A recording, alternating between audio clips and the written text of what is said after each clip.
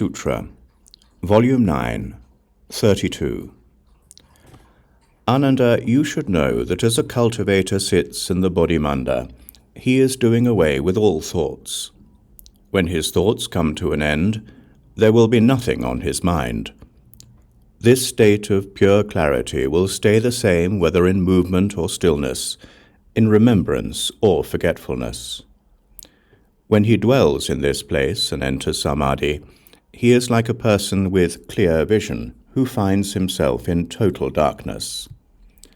Although his nature is wonderfully pure, his mind is not yet illuminated. This is the region of the form skandha. If his eyes become clear, he will then experience the 10 directions as an open expanse, and the darkness will be gone.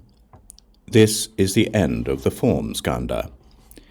He will then be able to transcend the turbidity of time. Contemplating the cause of the form skandha, one sees that false thoughts of solidity are its source. Ananda, at this point, as the person intently investigates that wondrous brightness, the 4 elements will no longer function together, and soon the body will be able to transcend obstructions.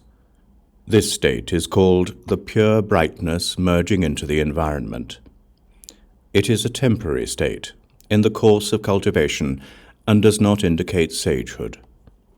If he does not think he has become a sage, then this will be a good state. But if he considers himself a sage, then he will be vulnerable to the demon's influence. Further, Ananda, as the person uses his mind to intently investigate that wondrous light, the light will pervade his body. Suddenly he will be able to extract intestinal worms from his own body, yet his body will remain intact and unharmed. This state is called the pure light surging through one's physical body. It is a temporary state, in the course of intense practice, and does not indicate sagehood.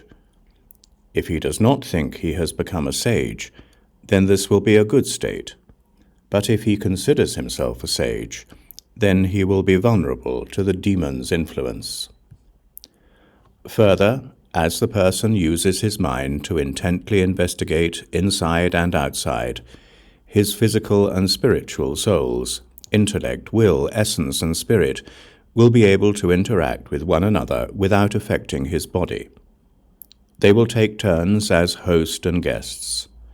Then he may suddenly hear the sounds of Dharma being spoken in space, or perhaps he will hear esoteric truths being pronounced simultaneously throughout the 10 directions.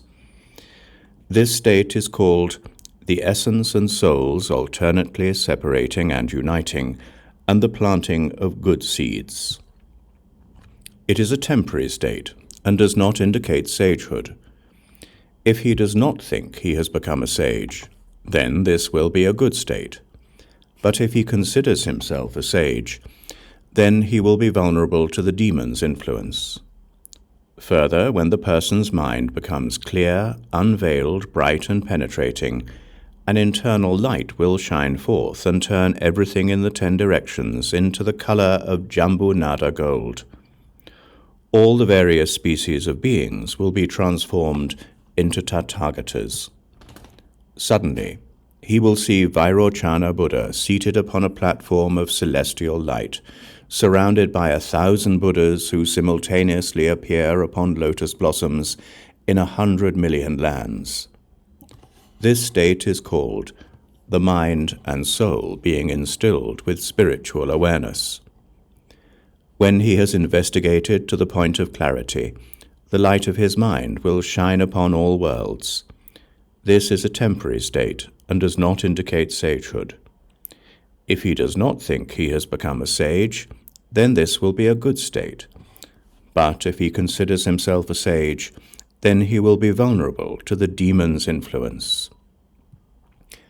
Further, as the person uses his mind to intently investigate that wondrous light, he will contemplate without pause, restraining and subduing his mind, so that it does not go to extremes. Suddenly the space in the 10 directions may take on the colors of the 7 precious things, or the colors of 100 precious things, which simultaneously pervade everywhere without hindering one another.